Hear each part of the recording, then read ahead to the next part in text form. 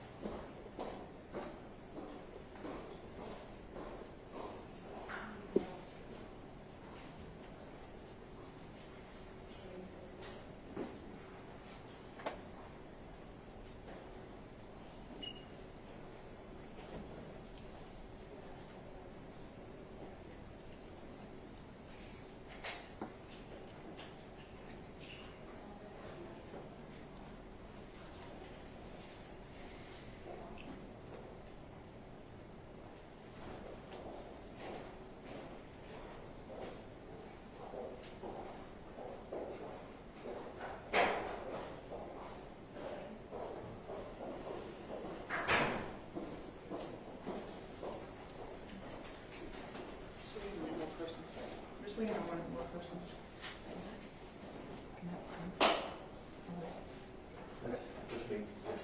Oh, I see. Oh, I didn't know if it was a handhold or something. Sorry about that. Because I'm trying to think when they So I was thinking when you speak, we can stand down. Okay, that's a good idea. Okay.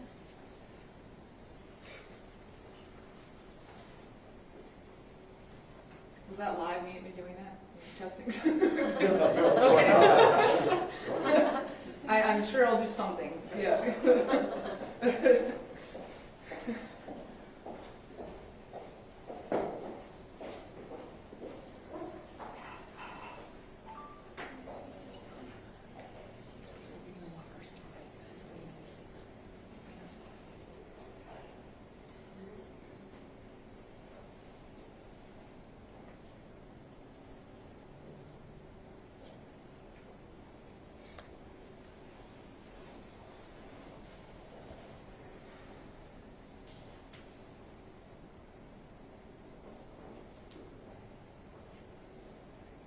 Everybody's so quiet. I know.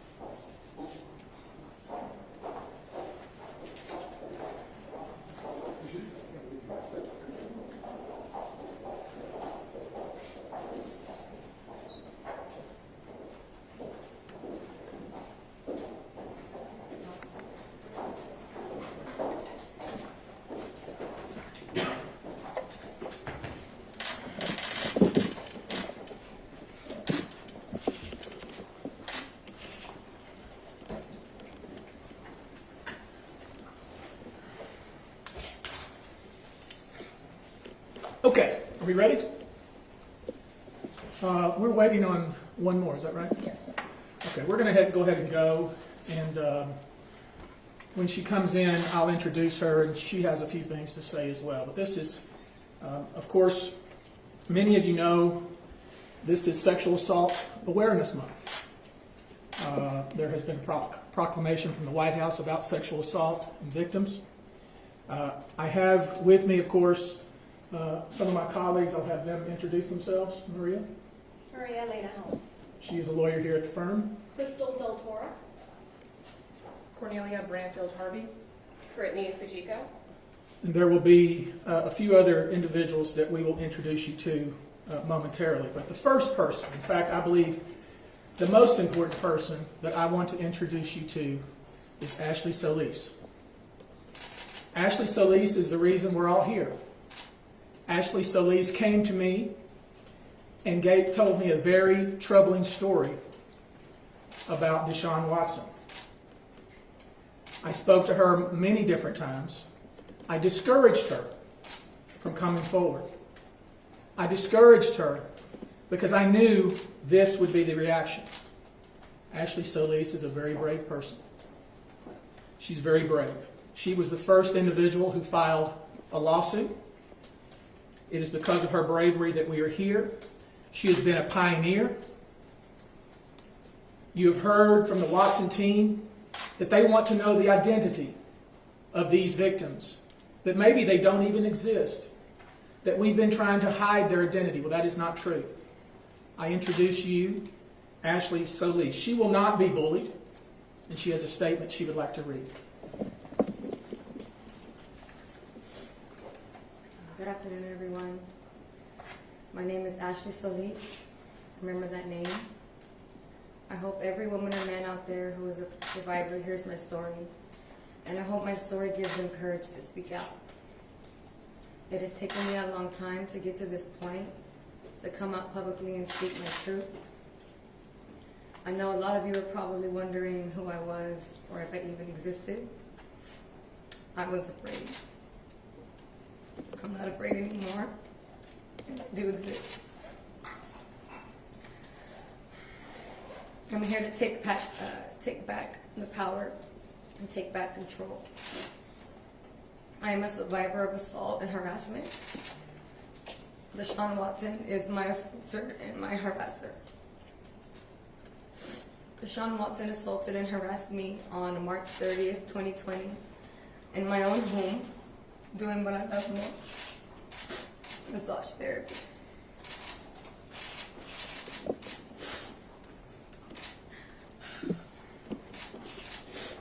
I am a licensed massage therapist.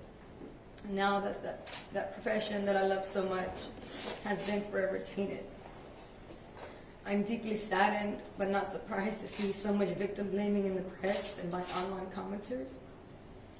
And they have absolutely no idea what I'm going through or what happened to me. No idea.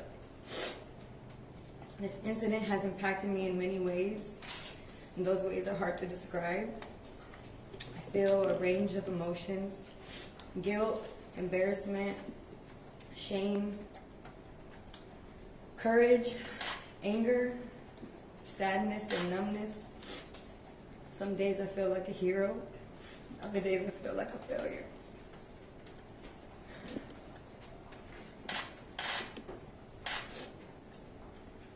I replay the incident over and over in my head as if I'm trying to wake up from some horrible nightmare. Only that nightmare is real. I blame myself at times, which is insane. Society has groomed women to believe that it's their fault when they're harassed or assaulted, as if somehow we asked for it, or as if somehow we could have prevented it. I can no longer practice the profession that I love the most without shaking during a session. My hands shake whenever I place them on a client, and I've had to cut the session short. If you only knew how heartbreaking that is to me. I got into massage therapy to heal people.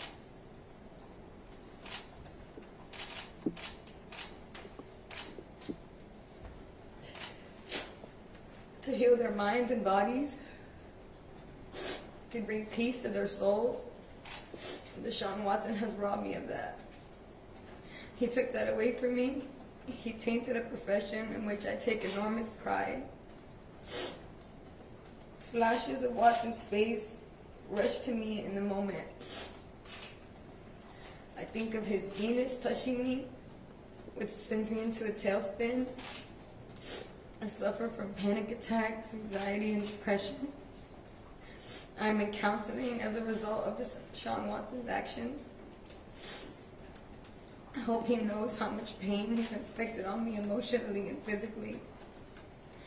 And I hope he knows how much pain he's inflicted on these other survivors. My father, who was once a diehard Texans fan, can no longer mention his name without turning red, seething with disappointment. I think that's the most heartbreaking aspect of it all. We were all deceived into thinking Deshaun Watson was a good guy. And unfortunately, we know that good guys can do terrible things. This incident is a part of me, but it's not all of me. I would not let Deshaun Watson define who I am. I would not let him win. He needs to be held accountable for his actions. I will not let him take my power away. I am stronger now, and I know who I am. People say that I'm doing this just for money. That is false. I come forward now so that Deshaun Watson does not assault another woman.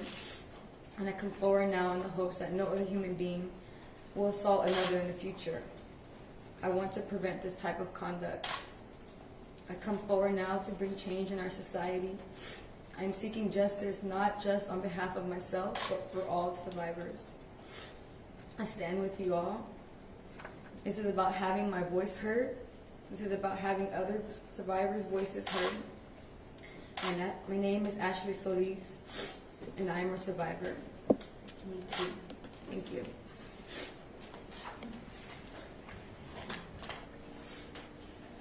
Thank you, Ashley.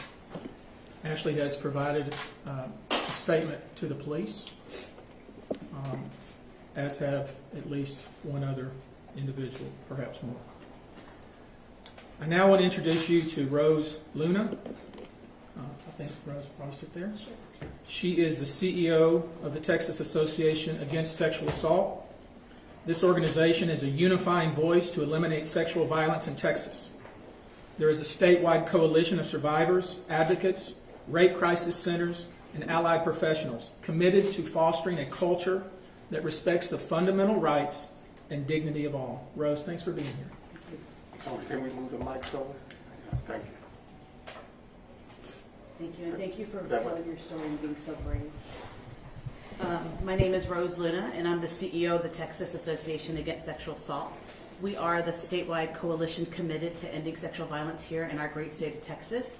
Again, we're a membership organization. We're comprised of law enforcement agencies, rape crisis centers, and other allied professionals across the state. But most importantly, we're comprised of a membership of sexual assault survivors. Why am I here? It's simple. It's to show solidarity and support for survivors of sexual assault. Not only the brave women who have disclosed and come forward in this particular situation, but equally as important for those survivors who are going to hear all of the messages as this grows bigger and bigger. They will be re-traumatized as they're subjected to the ongoing media coverage, the damning commentary, and inevitably the bombardment of victim-blaming responses. And that's what usually happens with high-profile cases. So I'm accustomed to these press conferences and the echo chambers of like advocates and law enforcement officers. We've never had this many press at our press conference. And although we are accustomed to high-profile cases, that's nothing new. But this one's a little different. This reaches a broader audience. This is an audience of sports fans. I myself am a sports fan, and all who share a love for the game. So my ask is this. I ask that you all reserve judgment and consider the following. In Texas, 1 in 5 men and 2 in 5 women have been sexually assaulted at some point in their lifetime. Over 90%, let me repeat that, over 90% did not report to law enforcement. This is not a law enforcement issue. Instead, this is an issue about how we respond to survivors when they come forward as a society. We have a long way to go in that. They would rather stay silent than to come forward to those who are supposed to help them. Sexual assault false reports are extremely rare. They are the same, though, as other felony crimes, but there is this misconception that a majority of those who come forward with sexual assault are lying. That is simply not true. Women of color are disproportionately affected by sexual violence and are less likely to disclose as compared to their counterparts. And also, sexual assault cases in the criminal justice system just do not mix. So we have 90% of those who are sexually assaulted in Texas that do not report to law enforcement. And then, so that subset of victims who do report, less than 7% make it all the way through the criminal justice system. And most of those plead out. But society will conflate a lack of a criminal justice disposition on whether or not that happened. That is simply not true. So the focus must remain on the assault rather than on the choices or anything about the survivors. Although the issue of sexual violence is serious and highly misunderstood, it is our hope that as more survivors speak up, their traumatic experience of sexual assault will not be trivialized, villainized, or minimized. I also want to recognize the Houston Area Women's Center. They are located here in the great city of Houston. They do amazing work. They provide free and confidential counseling to survivors of sexual assault, and I'd like to give that number, if I could, please.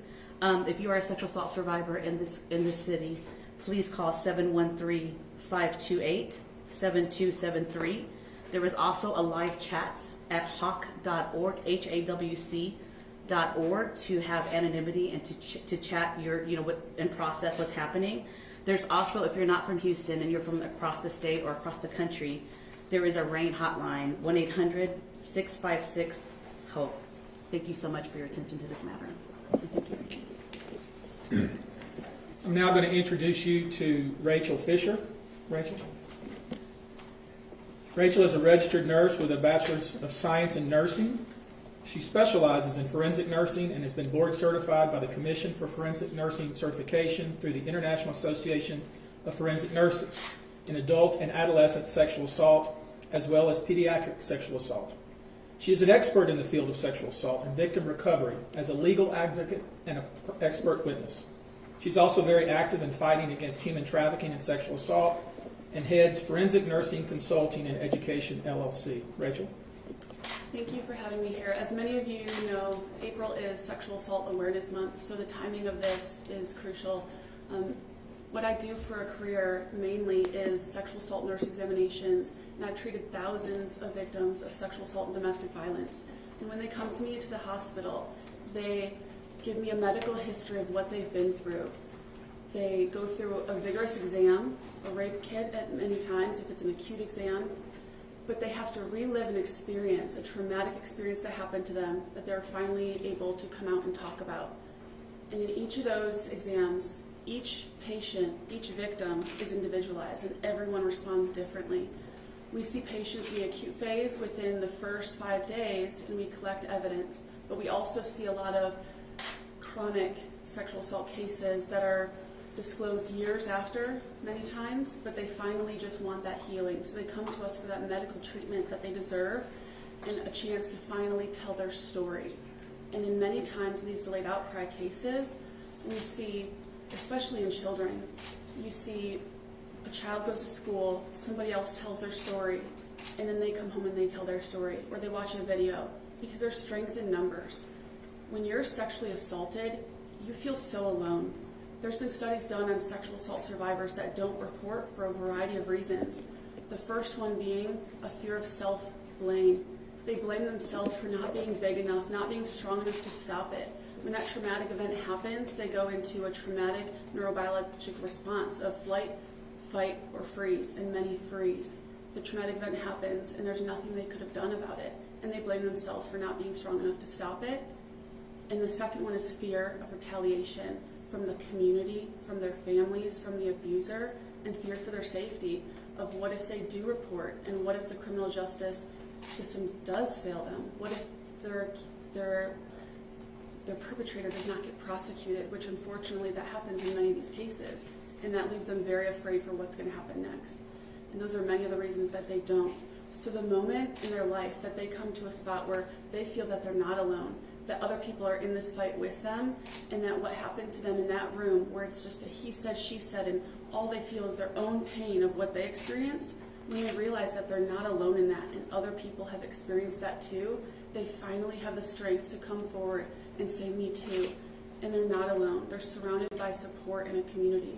And that's what we offer them. We offer them advocacy.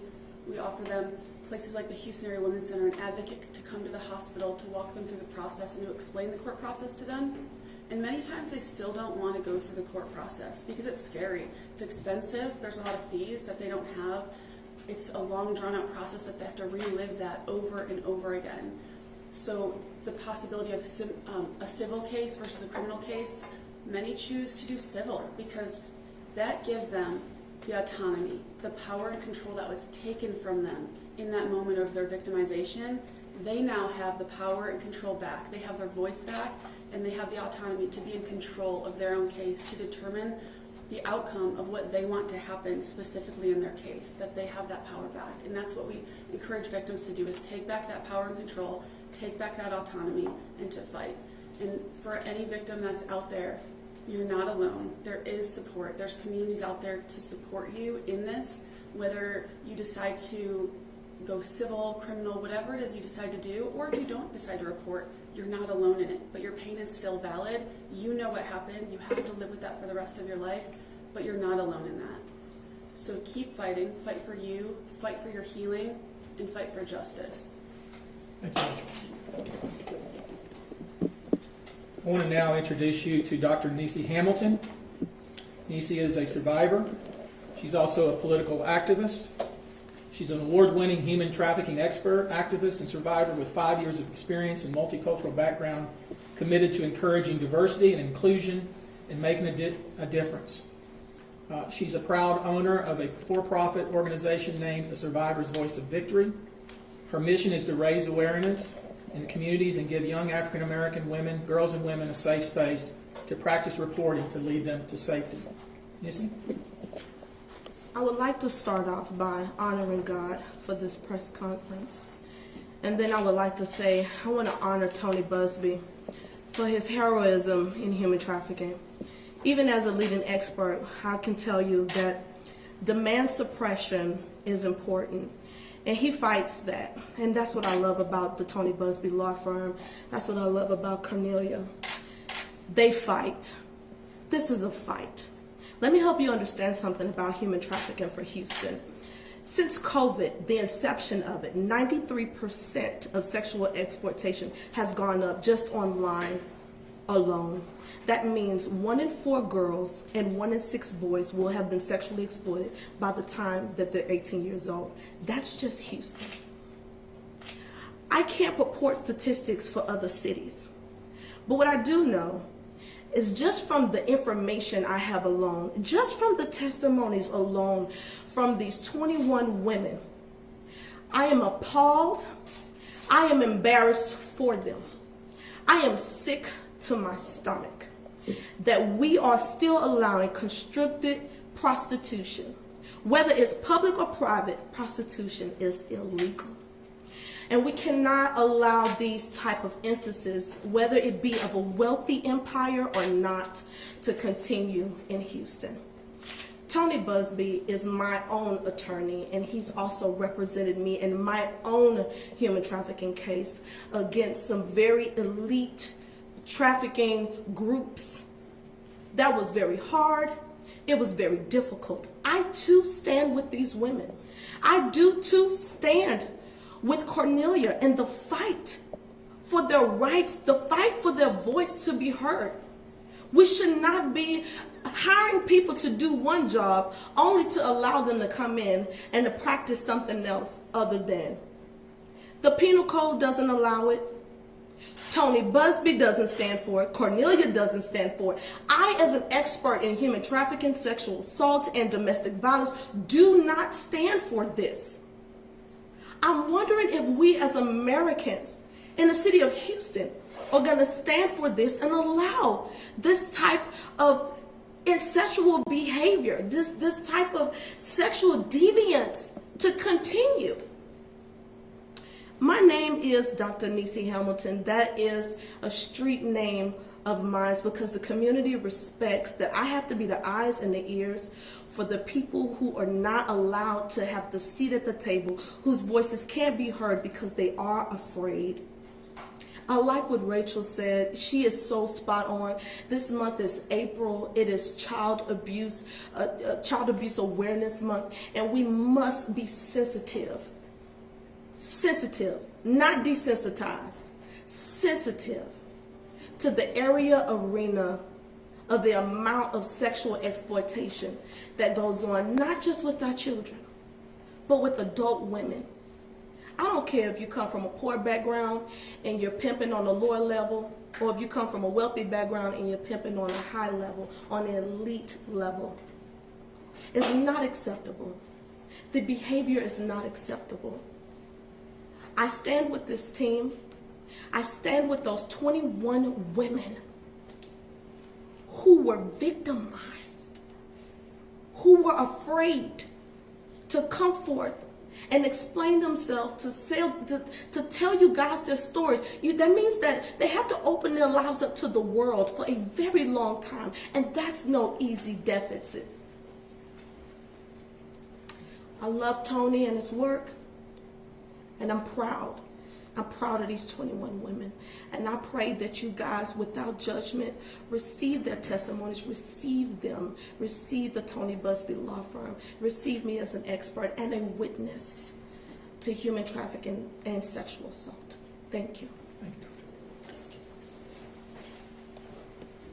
you. Now that you've heard from some of the people involved, I want to give you an update on the case. 22 women have now filed suit against Deshaun Watson. The pleadings speak for themselves. We turned away approximately 5 women who we did not believe we could sustain a case for, but they were also massage therapists for Deshaun Watson. Each of the cases describes a strikingly similar pattern of behavior. Watson reaches out to women on social media, particularly Instagram. He asks for a massage, even though some of these women were not massage therapists and were doing other types of work, but he specifically asked for a massage. And when they say, I don't do massages, he asks them, well, can you do a massage? Watson arranges the appointment on social media, again, particularly Instagram. He repeatedly insists that the woman be alone, citing privacy concerns. And in some cases, he even dictates that what he wants the particular woman to wear. In some cases, he takes pictures of the particular woman from Instagram and sends it to her and says, wear something like this because it's hot today, or it's hot in Houston. He insists repeatedly, even when told that it's not normal, to use a towel for cover. In most cases, he insists on bringing his own towel. What the towel is instead is a small washcloth. In some cases, he asks the woman to sign a non-disclosure agreement before the session. And in some cases, he asks the woman to sign the non-disclosure agreement after the session. 2 of the women who have come forward reside in Georgia. 1 is from California. 1 is from Arizona. And the rest are in the Houston area. At least 2 have made formal complaints with the Houston Police Department without my personal involvement. 15 are African American women. 4 are white. 3 are Hispanic. The cases allege either civil assault or intentional infliction of emotional distress, or both. Most of the cases involve Watson exposing himself repeatedly, attempting to either touch or touching the women with his hands and penis. And some of the conduct, as you've seen from the pleadings, went much further than that. Today we have some documents to hand out to you. I've organized these in packages. Package number 1 are direct messages on Instagram from Deshaun Watson to one of the plaintiffs in this case, where they began to talk about him asking for a massage therapist from a previous massage therapist and telling her before he would agree on one that he needs to see her picture and her pictures on Instagram. That's packet number 1. Packet number 2, and these are all arranged that way, and we'll put them online that way as well. Package number 2 is where Deshaun Watson reaches out to a woman in Atlanta, Georgia. while he's in Houston. Hear what I'm saying. He reaches out to a woman via direct message on Instagram who's located in Atlanta, Georgia. He does this while he's in Houston. He asks her for a massage. He tells her he'll fly her in. He buys her a plane ticket. He arranges for her Uber from the airport. He Ubers her to the Houstonian. She says, I don't have a table. I'm not bringing a table with me. He says, I'll borrow one from the team. He borrows a table from the Houston Texans. He does this many different times in these massage instances. In some cases, he asks them, can you just massage me on the bed? When they insist on a table, he borrows it from the Houston Texans. In some of these instances, we know that it was personnel from the Houston Texans who made the referral, who helped him arrange the massage. That's packet 2. Packet 3 is a copy of the non-disclosure agreement. As best I can tell, because it certainly doesn't look like a lawyer did it, but it's a non-disclosure agreement that was, in one case, emailed, in another case sent by direct message, discussed multiple times in direct messages, where he either, again, asked before or after that the massage therapist signed the non-disclosure agreement. That's package number 3. Package number 4 are tweets from as far back as 2012. Well, Deshaun Watson talks about massages specifically. In January of 2012, he says, that massage I got from the girls in the student section right before I got called out to play, with an exclamation point. Package number 5. Package number 5 is a series of direct messages where one of the massage therapists reports to her boss or coworker her interaction with Deshaun Watson and her shock and dismay and frustration and bewilderment and humiliation about his conduct. This woman direct messages another woman who had set up the massage, and she says, I quote, I normally am the one who coordinates his therapist when I can make it, so I'm very close to the team, she says.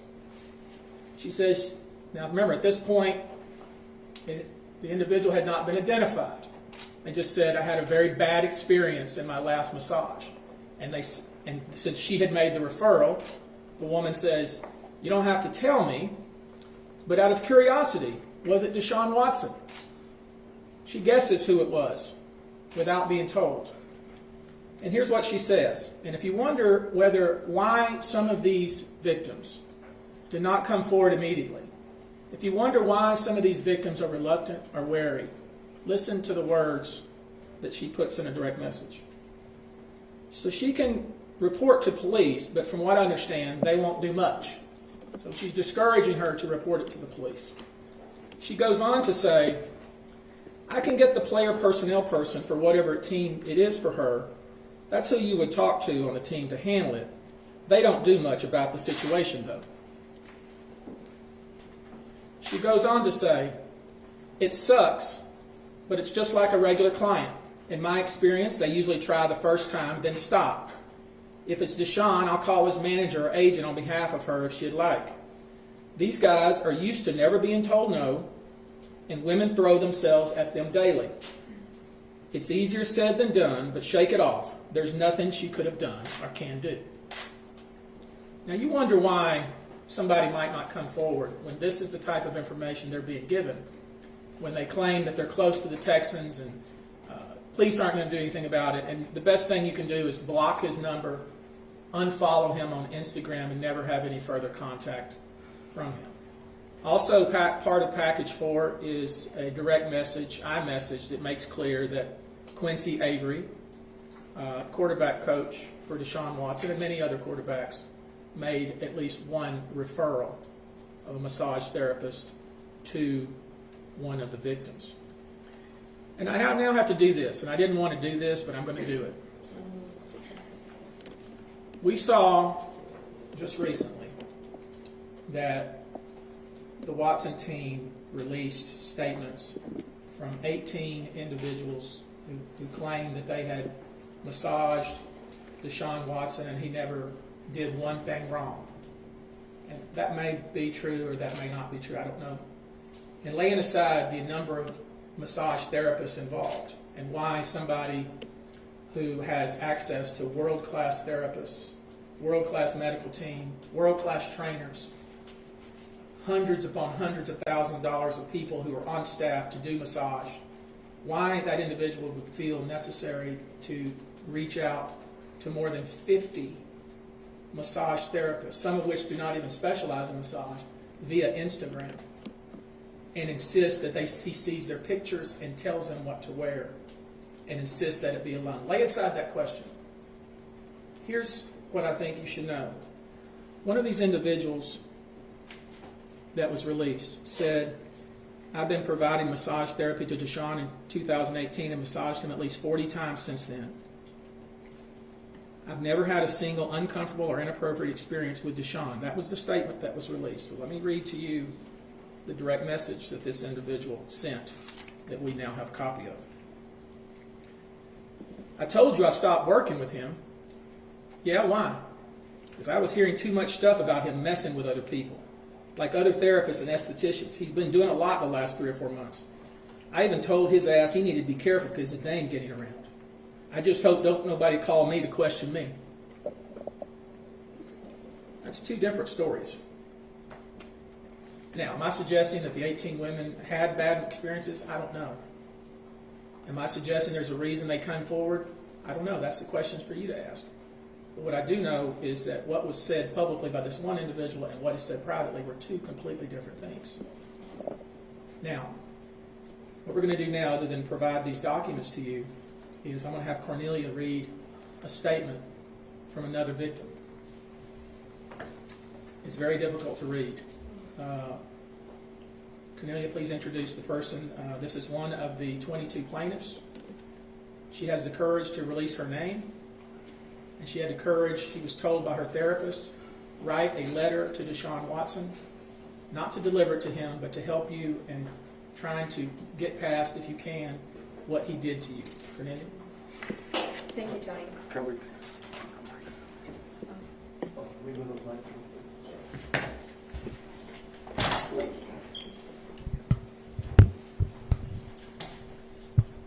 Thank you. Thank you, Tony. This is a very brave young woman who came forward to us, and now she wants this letter that she wrote to Deshaun Watson to be read as well. She was gracious enough to give me the permission to read her letter on her behalf. Her name is Lauren Baxley. Remember her name.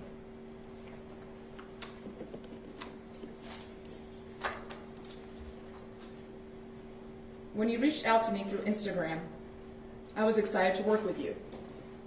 I've had the opportunity to work with many athletes, and as massage therapy is an important component to athletic performance, I took it seriously that you would entrust me with your physical recovery. You asked how long I had been a therapist, and I told you 11 years. I watched a few YouTube clips of quarterbacks during games, carefully making mental notes of the pivoting, sprinting, and even sacking that occurs in order to best prepare myself for your unique needs. When you requested a pre-consultation phone call, I was happy to oblige. You detailed a few items of concern, your privacy and areas of desired focus. You made sure to use the words, quote-unquote, professional. Make sure to use the words, quote-unquote, professional and quote-unquote, non-sexual. Though I wondered a bit when you mentioned that it was, quote-unquote, difficult for you to find a therapist who was, quote-unquote, comfortable working with you. Certainly, if all you wanted was professional work, maybe other therapists were simply starstruck by your local celebrity. I could not know at that point. You mentioned needing extra focus in your gluteal area, which is standard for anyone, particularly an athlete who requires massive sprinting power and short bursts of speed. You texted, "We still good?" shortly before your appointment on June 2nd. I confirmed and gave you parking instructions while you repeated your privacy concerns. You asked again if we had privacy space I said yes. Then you asked if you could shower before your service. I found that a little strange, but if you were coming from a training session, not abnormal. I said you could shower beforehand. When you arrived, I had you sign a consent form for massage treatment. Then I showed you the shower room and massage room, directing you to get on the massage table face down and under the sheets after your shower. I stepped out to give you privacy and space and closed the doors between us. When you confirmed that you were ready for your massage, I entered the room and was both shocked and sickened to find you completely nude, face down. Your full rear was exposed, as well as your scrotum. I quickly covered you with a hand towel as you tried to insist that you were both uncomfortable by the towel and you didn't mind being exposed. I said that I minded, and as I attempted to start the session, you clearly directed me away from a therapeutic glute massage toward your anus. Every boundary from professional and therapeutic to sexual and degrading, you crossed or attempted to cross. You insisted that I not use my knuckles or forearms, but that I use my fingers for digital stimulation, which is an ethical violation of massage practice when working in the gluteal area. I compromised by attempting to use the lateral border of my hand. I did not want to touch you, but my terror kept me in autopilot, and I continued to the best of my ability to give you therapeutic treatment. But at this point, it was clear that's not what you were seeking. When you turned over, you again exposed yourself, this time your penis. When I covered your groin area, you complained again that the very soft towel I had provided was itchy and rough. At that point, I carefully covered your groin with a softer headrest cover, pulling the towel out from under that so as not to expose you. You were aroused and removed the cover when I was working on your upper quad area, at which time you moved in such a way that your penis touched my hand. You then told me to just grab it, if it was in my way. This happened multiple times, and I felt as if the session time was spent trying not to be sick, not have an outburst, and keep you covered.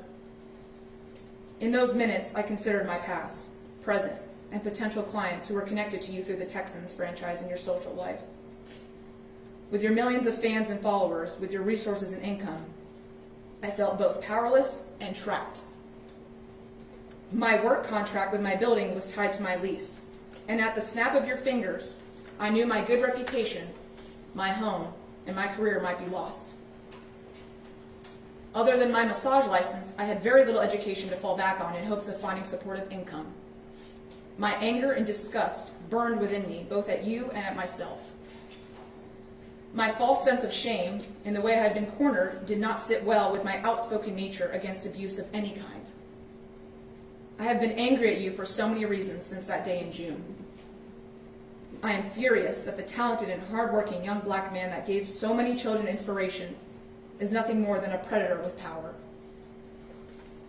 I am heartbroken for your family, for your loved ones, for those coming to terms with the fact that your charitable work and good guy persona are nothing more than a meticulously designed facade to keep your victims silent and second-guessing themselves.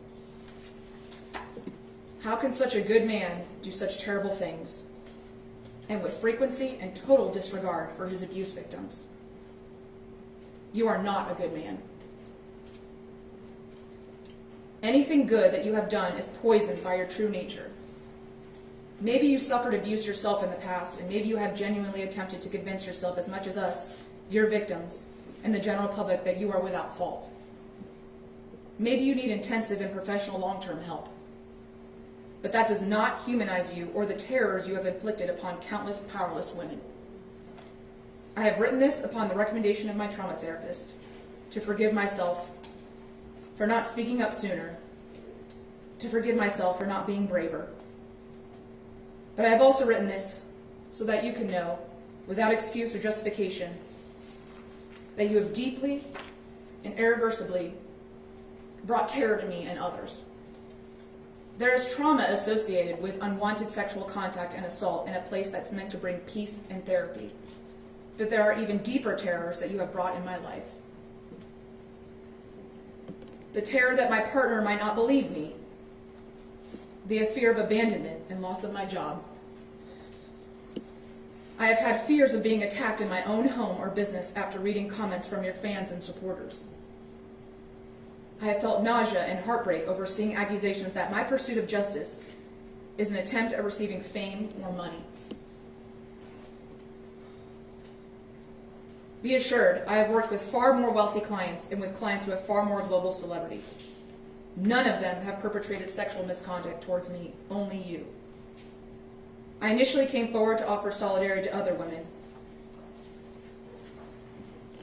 but I have since realized that I am deserving of justice as well. I hope the court of law brings that justice, and that you're stripped of both your power and ability to hurt more women, and that you undergo intensive therapy. Lauren Baxley. Okay, we'll take just a couple of questions because this has been going on a while. If there's any questions, we'll take them. If not, we'll conclude. Could you spell the name of the second woman you just said the statement? Sure, first name is Lauren, Lauren, last name Baxley, B like boy, Axley. How many of your clients ultimately make complaints? That is completely up to them. I think since at least 2, perhaps 3 have done so already. There's others that are considering it. I can tell you, and this is again based on reports because I wasn't involved in it, but that it's the Houston Police Department was extremely cooperative, professional, compassionate, but it's as you've heard here, it's a very intense process. It's very intense. I obviously am not discouraging anyone from making that report. It's incredibly important. Keep in mind there are other jurisdictions involved and other types of reports that might be made. But until that happens, we won't have any comment on that. Hi, Tony. Vanessa Bridges from KPRC. You said the Texans provided Watson with massage tables a couple of times. Do you know what they knew, or? I do not. I do not, but I think we'll find out. I mean, they certainly knew that he was getting massages. There's no doubt from the direct messages. I'm not suggesting in any way they knew what was going on during these sessions. I think at some point,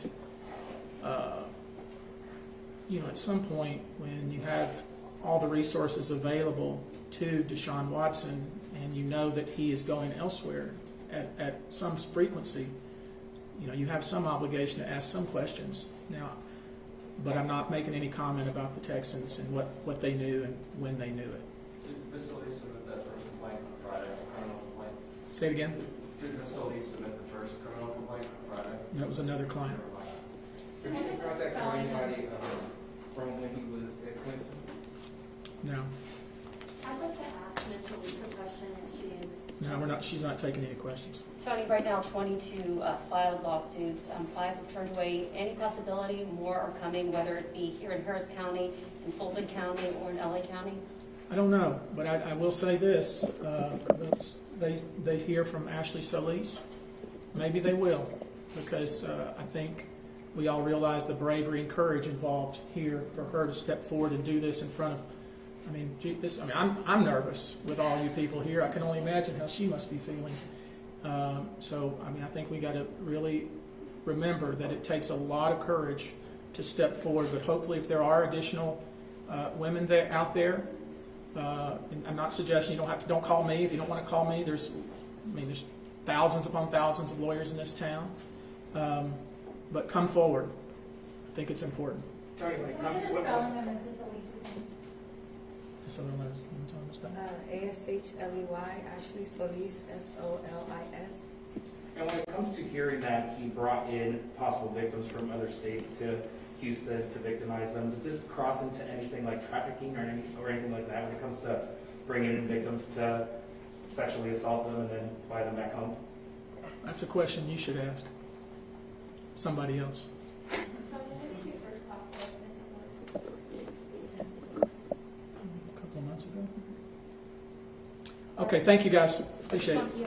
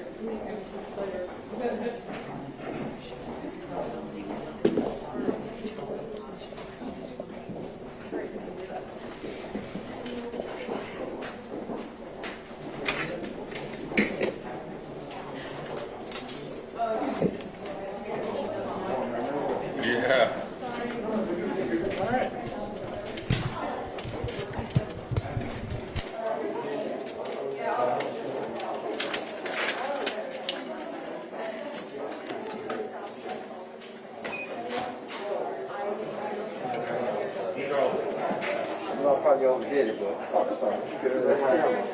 yeah, those things have a difference. And I was looking everywhere for that. I was trying to get that tight shot. Yeah. I was like, I don't know, this is tight. It's all right. I just told our sports girl I got her asking the question. Oh, good. She'll love you for that. I missed hers. I was like, here, but I got as they were responding.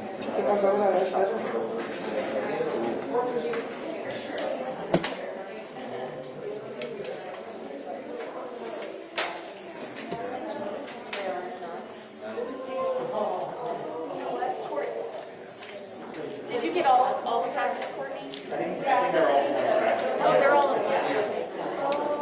They're all in one pack. Yeah, because I think this is what he was messing with. That's what I was wondering. Thank you.